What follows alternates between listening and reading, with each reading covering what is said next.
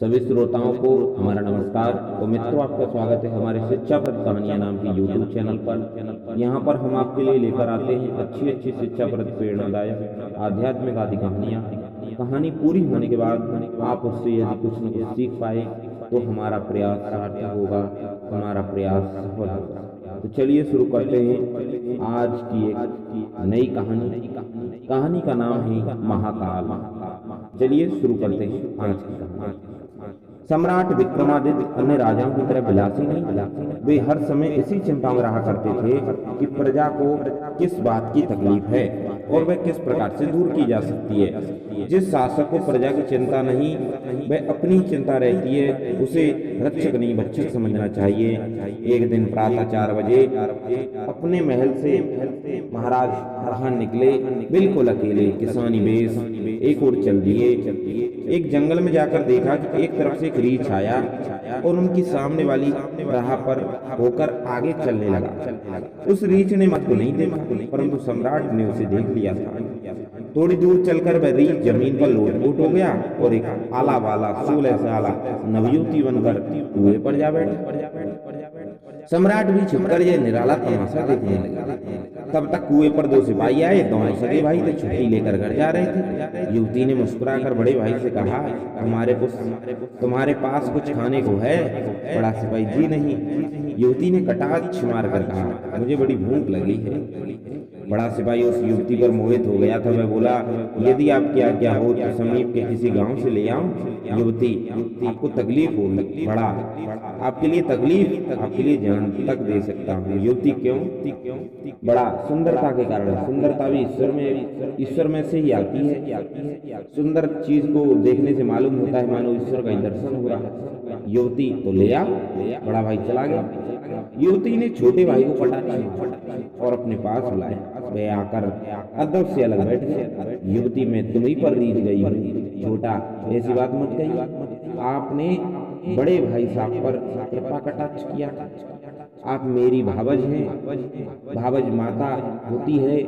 युवती, तुम बड़े मूर्ख मालूम पड़ते हो। छोटा, क्यों? युवती, तुम्हारे बड़े भाई की क्या उम्र है? 50 साल। छोटा बोला। युवती, तुम्हारी कितनी है? छोटा, 35 साल। युवती, और मेरी? छोटा, आप ही जाने। युवती, अपनी बुद्धि से बताओ। छोटा, होगी 15-16 साल। युवती, अब तुम ही बताओ कि 15-16 साल की लड़की 35 साल के आदमी को पसंद करेगी या 50 साल के बूढ़े को? छोटा सिपाही निरुत्तर हो गया। युवती, जो मैं कहूँ वही करो, तुम मेरे साथ बाहर चलो। छोटा, कदापि नहीं। आप मेरे बड़े भाई से प्रेम बातचीत कर चुकी हैं, आप भावज हैं और माता के समान। युवती, मेरी आज्ञा न मानोगे तो मारे जाओगे। छोटा, चाहे जो हो जाए इसकी परवाह नहीं, मगर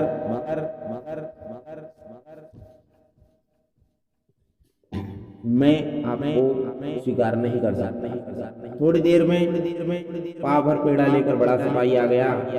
युवती ने अपनी साड़ी जहां तहां से फाड़ डाली थी, उसी फटी साड़ी से मुंह ढककर रोने लगी। बड़ा, रोती क्यों हो? ये लो पेड़ा खाओ। युवती, पेड़ा उधर डाल दो कुएं में और तुम भी उसी कुएं में कूद पड़ो। बड़ा, क्यों? युवती, तुम्हारा जो छोटा भाई बड़ा दुष्ट है। यदि तुम जल्दी ना आ जाते तो मेरा तो इसने सतीत्व नष्ट कर दिया होता। ये देखो, इसके छीना झपटी में मेरी रेशमी साड़ी की तार कर दिया है। बड़ा, क्यों बे ये हरकत? छोटा, भाई साहब तू झूठ कहती है। बड़ा, हूँ। तू सच्चा और वह झूठी है। छोटा, मैंने कुछ भी नहीं किया। बड़ा, और ये बिना कारण ही रोती है, साड़ी कैसे फटी? छोटा, मैं क्या जानूं? बड़ा, अबे साले तू बड़ा पाजी है। छोटा, देखो गाली मत देना, गाली में विश्वसता है। बड़ा, चोरी और सीना चोरी? भाई नहीं, दुश्मन है, दुश्मन। इतना कहकर उसने तलवार म्यान से निकाल ली और छोटा भाई था तो सुशील परंतु था कलयुगी ही ना।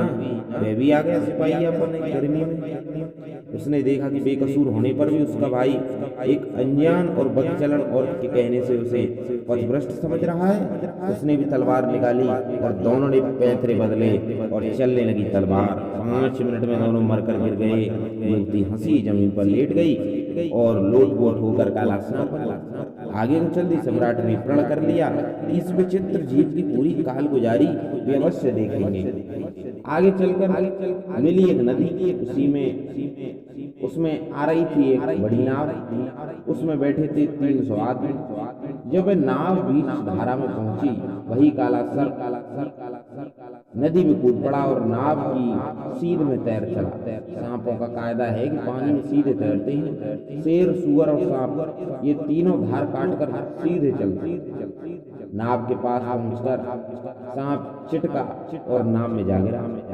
लोगों ने यह तमाशा जो देखा तो सांप की ओर से हटकर दूसरी ओर भागे। 300 आदमी नाव के किनारे हो गए, नाव उलट गई, सब डूब कर मर गए। वह सांप फिर लौटा और जमीन पर लोट मारने लगा। सम्राट ने सोचा, अजब लीला, अब की बार वह एक वृद्ध ज्योतिषी बन गया। सफेद दाढ़ी शोभा दे रही थी, हाथ में पत्रा, पैरों में खड़ाऊं, ललाट पर चंदन। सम्राट ने आगे दौड़कर उसके कदम पकड़े। वह कौन, तुम कौन? सम्राट, में एक राजा हूँ। वह क्या चाहते हो? सम्राट, मैं सुबह से आपके पीछे लगा हूँ। जब आप रीछ के रूप में थे, आपने युवती बनकर और सांप बनकर जो काम किए वे मैंने देखे। ये आपका चौथा रूप है। वह, अच्छा, तो तुम क्या पूछते हो? सम्राट, यह कि आप कौन हैं? वह, तुम इस बवाल में मत पड़ो, अपने रास्ते जाओ। सम्राट, नहीं स्वामी, जब तक आप अपने परिचय प्राप्त न कर लूंगा तब तक डग न धरूंगा। वह, मेरा नाम है महाकाल, मैं गीता में वर्णित उत्कट काल हूँ, लोगों के विनाश के काम में लगा रहता हूँ। सम्राट, आप जिसे चाहते हैं उसे साफ कर डालते हैं। महाकाल, नहीं, मैं स्वतंत्र नहीं, परमात्मा का एक तुच्छ सेवक हूँ। परमात्मा सम्राट है, प्रारब्ध प्रधानमंत्री है, मैं एक अधिकारी हूँ। प्रधानमंत्री की आज्ञा से मैं मारने योग्य पात्रों को पहचानता हूँ। सम्राट, अच्छा महाकाल जी, मेरी मौत कब आएगी? महाकाल, यह बताने की सरकारी आज्ञा नहीं है। तुम अभी बहुत दिनों तक जीवित रहोगे। तुम्हारे द्वारा ईश्वर अनेकों परोपकार के कार्य कराएंगे। तुम भी ईश्वराधीन, मैं भी ईश्वराधीन। जाओ। सम्राट, फिर भी इतना तो बतला दीजिए कि मेरी मौत कैसे होगी? महाकाल, कोठे पर से गिर, जिस दिन तुम रपट पड़ोगे समझ लेना कि बस मौत आ गई। सम्राट, अब आप किसकी घात कहेंगे? महाकाल, तुम्हारे अधिकार से बाहर का प्रश्न है। सम्राट, आपने रीछ बनकर क्या किया था? महाकाल, एक आदमी एक पेड़ पर चढ़ा लकड़ी काट रहा था, उसको पेड़ पर से गिराने के लिए मैं रीछ बन गया था और पेड़ पर चढ़ गया था, उसे गिरा कर। सम्राट, आप विविध प्रकार के रूप क्यों बनाते हैं? महाकाल, जिस मौत जिस रूप में लिखी होती है उसे मैं उसी बहाने से मारता हूँ। हीला रीझक बहाने मौत। सम्राट, क्या कोई आपके कराल हाथ से बचा भी है? महाकाल, कोई जोगी बच गए, पार ब्रह्म की ओट, चक्की चलती काल की, बड़ी सभी पर चोट। सम्राट, क्या करने से मौत नहीं आती? महाकाल, परमात्मा की शरणागति। परमात्मा अपने भक्त का काल अपने हाथ में ले लेते हैं और उस पर मेरा अथवा मेरे प्रधानमंत्री का कोई अधिकार नहीं रह जाता। सम्राट, आपका ये आज का किस्सा यदि मैं किसी को सुनाऊं तो क्या वह सुनेगा? सुनकर भी क्या वे कुछ समझ सकेगा? महाकाल, लोग प्रेम के किस्से पढ़ते लिखते हैं, दिल बहलाव की कहानियां सुनते हैं। जिन कहानियों से दिमाग को खुराक मिलती है उन कहानियों को वे नहीं सुनते। सम्राट, सुनेंगे भी तो उसे गप मानेंगे। महाकाल, कहेंगे ऐसा हो ही नहीं सकता। सम्राट, सचमुच जय जगत विचित्रताओं की रंगभूमि है। इस जगत को कोई भी नहीं जानता है, यद्यपि सभी समझते हैं कि वे इस जगत को जानते हैं। महाकाल, ये भी उनकी एक विचित्रता ही समझो। सम्राट, मैं आपको प्रणाम करता हूँ, अब आप जाइए। आपके दर्शन से मुझे जो उपदेश मिला कि काल और ईश्वर को कभी नहीं भूलना चाहिए। तो दोस्तों, सबसे बड़ी सीख अंत में मिली है कि काल और ईश्वर को कभी नहीं भूलना चाहिए। तो दोस्तों, काल जो होता है, जो हमारा प्राण लेता है किसी बहाने से, दोस्तों वो लेकर ही रहेगा। चाहे आप अमीर हो, गरीब हो, इससे कोई मतलब नहीं। बूढ़े हो, जवान हो, बच्चे हो, वृद्ध हो, कुछ उससे मतलब नहीं। बस जब आपकी लिखी होगी, जब आपकी मृत्यु का योग होगा, तब आपकी मृत्यु होगी और होकर ही रहेगी।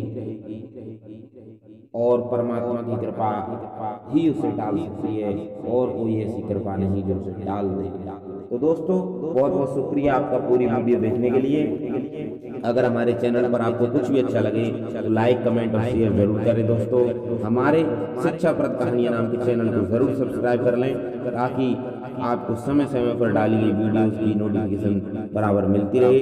तो दोस्तों नमस्कार, अब मिलेंगे अगली वीडियो में एक नई कहानी के साथ। नमस्कार।